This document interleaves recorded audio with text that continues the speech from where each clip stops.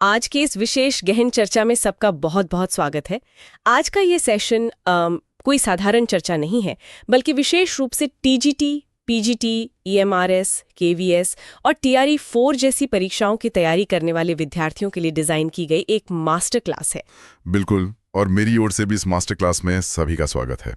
तो इन परीक्षाओं के पाठ्यक्रम में एक विषय ऐसा है जो अक्सर बहुत सी उलझनें पैदा करता है, और वो है काव्य लक्षणों का अभिप्राय और प्रमुख आचार्यों व आलोचकों के मत। मतलब अगर हम सरल शब्दों में कहें तो कविता या साहित्य असल में है क्या? तो आइए इसे थोड़ा विस्तार से समझते हैं। साहित्य को समझने के लिए उसके लक्षणों को समझना उसी तरह है जैसे किसी व्यक्ति को उसके मूल स्वभाव से पहचानना। एकदम सही उपमा दी है आपने। और एक बात मैं शुरुआत में स्पष्ट कर दूं कि ये चर्चा केवल कुछ परिभाषाएं या संस्कृत के श्लोक रटने का सेशन नहीं है। इसके बजाय ये एक बहुत ही खूबसूरत वैचारिक यात्रा है। हम ये समझने की कोशिश करेंगे कि कैसे भारतीय काव्य शास्त्र में काव्य का अर्थ समय के साथ स्थूल से सूक्ष्म यानी बाहरी आवरण से लेकर उसके बहुत ही गहरे आंतरिक स्वरूप की ओर विकसित हुआ। भरत मुनि से लेकर आधुनिक आलोचकों तक ये विचारों के निरंतर परिष्कृत होने की कहानी है। तो चलिए सबसे पहले बुनियादी बातों से ही नींव रखते हैं। ये जो शब्द है लक्षण, इसका असल में क्या अभिप्राय होता है? और जब चर्चा काव्य या साहित्य की होती है तो इन शब्दों के शाब्दिक अर्थ क्या निकल कर आते हैं? देखिए, किसी भी विषय या अनुशासन को गंभीरता से समझना होना तो उसके लक्षणों को जानना बहुत आवश्यक है। लक्षण से तात्पर्य उस विषय के अंतर्निहित तत्वों से है। मतलब वे मूल विशेषताएं जो किसी वस्तु को वो बनाती हैं जो वो है। बिल्कुल। अब अगर काव्य शब्द की व्युत्पत्ति को देखा जाए तो इसका अर्थ है कवि का कर्म या भाव। कवि के भीतर जो भी सृजन जन्म लेता है वही काव्य है। और साहित्य शब्द के बारे में क्या कहेंगे? आम बोलचाल में तो काव्य और साहित्य को हम एक ही मान लेते हैं, लेकिन इसके पीछे भी एक गहरी व्युत्पत्ति होनी चाहिए। यहाँ सबसे रोचक बात यह है कि साहित्य का अर्थ है सहभाव, यानी साथ होना। किसके साथ होना? यही तो मुख्य प्रश्न है। इसका उत्तर है शब्द और अर्थ का एक साथ होना। जब शब्द और अर्थ का परस्पर हितकारी समन्वय होता है तब वो साहित्य बनता है। अच्छा। लेकिन ये इतना सीधा नहीं है। अलग अलग विद्वानों ने इस समन्वय को अलग अलग नजरिए से देखा। जो अलंकारवादी आचार्य थे उन्होंने शब्द और अर्थ के बाहरी सौंदर्य, उसकी सजावट को ज्यादा महत्व दिया। हाँ, बाहरी चमक दमक। सही कहा। वहीं कुछ अन्य विचारक आए जिन्होंने कहा कि शब्द तो सिर्फ एक वाहन है, असली आत्मा तो वो रस या आनंद है जो उस वाहन में बैठकर आता है। यहाँ बात और भी ज्यादा दिलचस्प हो जाती है, क्योंकि अब हम सीधे उस हिस्से में प्रवेश कर रहे हैं जो अब परीक्षाओं के लिए सबसे ज्यादा महत्वपूर्ण है। संस्कृत आचार्यों के काव्य लक्षण संबंधी मत। परीक्षाओं में सीधे तौर पर इनके कथन पूछे जाते हैं। बिल्कुल, ये बहुत ही हाई हील्ड एरिया है। तो चलिए इस ऐतिहासिक बहस को कालक्रम के अनुसार खोलते हैं। सबसे प्राचीन संदर्भों की बात करें तो अग्नि पुराण में काव्य का क्या स्वरूप बताया गया है? अग्नि पुराण को एक तरह से इस पूरी बहस का शुरुआती बिंदु माना जा सकता है। इसमें काव्य को एक ऐसी पदावली माना गया है जो अभीष्ट अर्थ को अभिव्यक्त करें। लेकिन बात यही खत्म नहीं होती। इसमें 3 बहुत ही स्पष्ट शर्तें जोड़ दी गईं। कौन सी 3 शर्तें? वो पदावली अलंकार युक्त होनी चाहिए, गुण सहित होनी चाहिए और दोष रहित होनी चाहिए। मतलब पूरी तरह से परफेक्ट होनी चाहिए, कोई कमी नहीं। इसके बाद नाम आता है आचार्य भामह का, जिनका ग्रंथ काव्यालंकार साहित्य के इतिहास में एक मील का पत्थर है। इनकी परिभाषा तो मुझे लगता है हर विद्यार्थी को याद ही होती है। हाँ, शब्दार्थौ सहितौ काव्यम। बिल्कुल, शब्द और अर्थ का सम्मिलित रूप ही काव्य है। भामह ने एक बहुत ही ठोस और बुनियादी परिभाषा दी जिसने आगे के लिए जमीन तैयार की। लेकिन इसके बाद आचार्य दंडी आते हैं और वे अपने ग्रंथ काव्यादर्श में एक बहुत ही अलग दृष्टिकोण लेकर आते हैं। दंडी का कथन है, शरीरम तावा दिष्टार्थ व्यवच्छिन्ना पदावली। इस कोटेशन को परीक्षा के लिए याद रखने का एक बहुत ही शानदार तरीका है। दंडी की परिभाषा में शरीरम शब्द आता है। इसे एक एनालॉजी के रूप में समझा जा सकता है। दंडी कह रहे हैं कि इष्ट अर्थ से युक्त पदावली तो काव्य का केवल शरीर है। ये विजुअल इमेजरी तैयारी करने वालों को तुरंत याद दिला देगी कि जहां भी शब्दों को सिर्फ एक भौतिक शरीर कहा गया है वो दंडी का विचार है। ये स्मृति में रखने की एक बेहतरीन तकनीक है। दंडी के बाद 8वीं शताब्दी में आचार्य वामन का प्रवेश होता है। वामन ने अपने काव्यालंकार सूत्र में कहा कि गुणों और अलंकारों से युक्त शब्द और अर्थ ही काव्य हैं। इसमें क्या नया था? ये तो भामा और दंडी जैसी ही बात लग रही है। नया ये था कि उनकी सबसे बड़ी देन थी कि उन्होंने पहली बार काव्य के शरीर और आत्मा के बीच एक स्पष्ट लकीर खींच दी और घोषणा कर दी कि रीति ही काव्य की आत्मा है। रीतिरात्मा काव्यस्य। रुकिए, ये थोड़ा अजीब नहीं लगता? अगर कोई सिर्फ बहुत अच्छी रीति या स्टाइल में बात कर रहा है, शब्दों का जमावड़ा बहुत शानदार है, लेकिन उसमें कोई भावना या पीड़ा नहीं है, तो क्या सिर्फ स्टाइल को कविता की आत्मा मान लेना सही है? यही तो इस बौद्धिक बहस की सुंदरता है। वामन के इसी विचार ने आगे चलकर प्रतिक्रियाओं को जन्म दिया, लेकिन उससे पहले वक्रोक्ति संप्रदाय के आचार्य कुंतक आए। अपने ग्रंथ वक्रोक्ति जीवितम में उन्होंने वक्रोक्ति को, यानी कहने के वैचित्र्यपूर्ण या घुमावदार तरीके को ही काव्य का प्राण मान लिया। इससे अगर आज के संदर्भ में समझें तो ये किसी बहुत ही शानदार सार्केज्म, पंचलाइन या फिर मॉडर्न क्लिकबेट की तरह है ना? सीधी सपाट बात कहना बोरिंग है, उसे थोड़ा घुमाकर थोड़े वैचित्र्य के साथ कहना ही कला है। कुंतक का ये सोचना बहुत ही आधुनिक लगता है। सही पकड़ा आपने।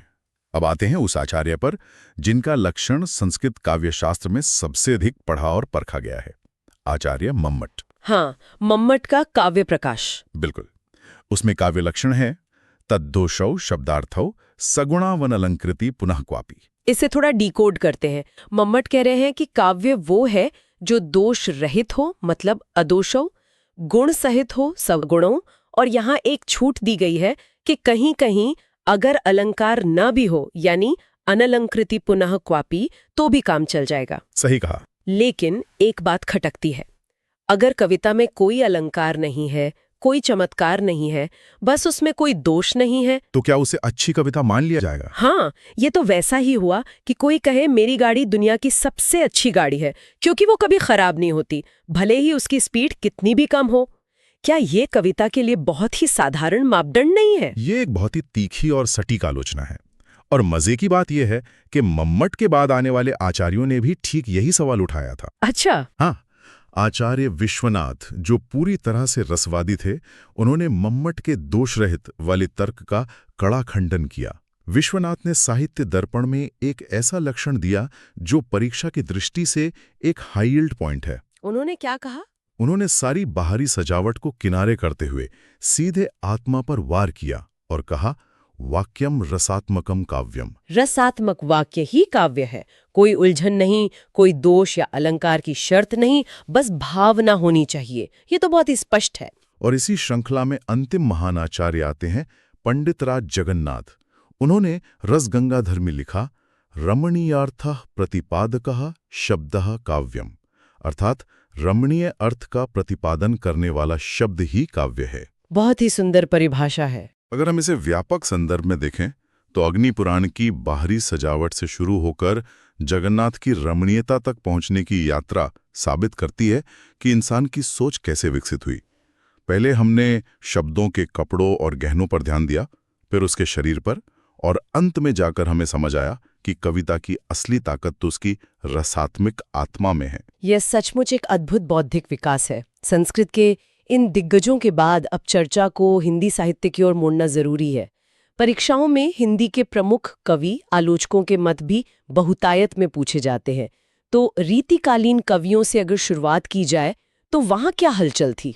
रीतिकालीन कवियों का मामला थोड़ा सीधा है, क्योंकि उन पर संस्कृत काव्य शास्त्र की गहरी छाप थी। वे मूलतः संस्कृत के ज्ञान को ही ब्रजभाषा में ढाल रहे थे।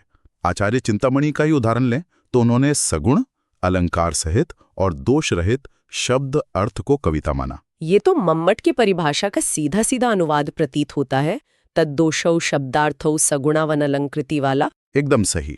और कुलपति मिश्र में विश्वनाथ और पंडितराज के विचारों को मिलाकर काव्य को अद्भुत सुख का सदन कह दिया। लेकिन रीतिकालीन कवियों में सबसे कमाल का दृष्टिकोण कवि देव का लगता है।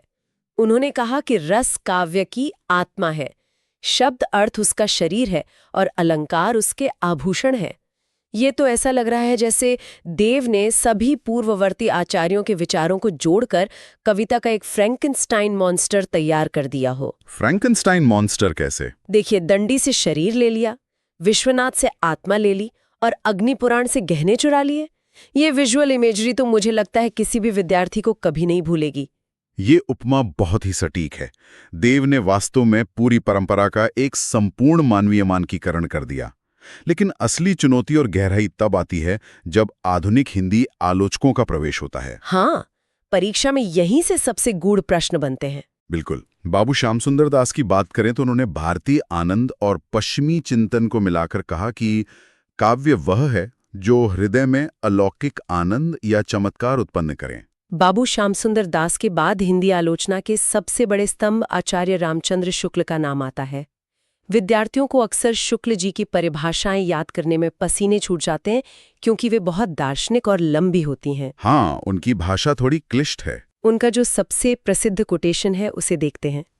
जिस प्रकार आत्मा की मुक्तावस्था ज्ञानदशा कहलाती है, उसी प्रकार हृदय की मुक्तावस्था रसदशा कहलाती है। हृदय की इसी मुक्ति की साधना के लिए मनुष्य की वाणी जो शब्द विधान करती आई है, उसे कविता कहते हैं। इसे समझना बहुत जरूरी है। बिल्कुल। इसको अगर आसान भाषा में तोड़ा जाए तो शुक्ल जी कह रहे हैं कि जब हमारा दिमाग अज्ञान से आजाद होता है तो उसे ज्ञान कहते हैं। उसी तरह जब हमारा दिल अपने स्वार्थ, अपने छोटे मोटे बंधनों से आजाद होकर पूरी दुनिया के सुख दुख के साथ धड़कने लगता है तो उसे रस कहते हैं। और दिल की इसी आजादी को पाने के लिए इंसान जो शब्द गढ़ता है वही कविता है। बहुत ही सुंदर व्याख्या की आपने। शुक्ल जी ने कविता को दरबारों और चमत्कारों से निकालकर आम इंसान के सामाजिक और भावुक धरातल पर खड़ा कर दिया। ये उनकी सबसे बड़ी उपलब्धि थी। इसके बाद बाबू गुलाब राय का मत आता है। उन्होंने क्या कहा था? वे मानते थे कि इस संसार के प्रति कवि की जो भाव प्रधान मानसिक प्रतिक्रिया होती है, उसकी अभिव्यक्ति ही काव्य है। और आचार्य हजारी प्रसाद द्विवेदी जी, उनका दृष्टिकोण तो हमेशा मानवता के इर्द गिर्द ही घुमा है। द्विवेदी जी साहित्य को मनुष्य की दृष्टि से देखने के सबसे बड़े पैरोकार थे। उनके अनुसार जो साहित्य मनुष्य को अंधविश्वास और हीनता से न बचा सके, वो साहित्य ही नहीं है।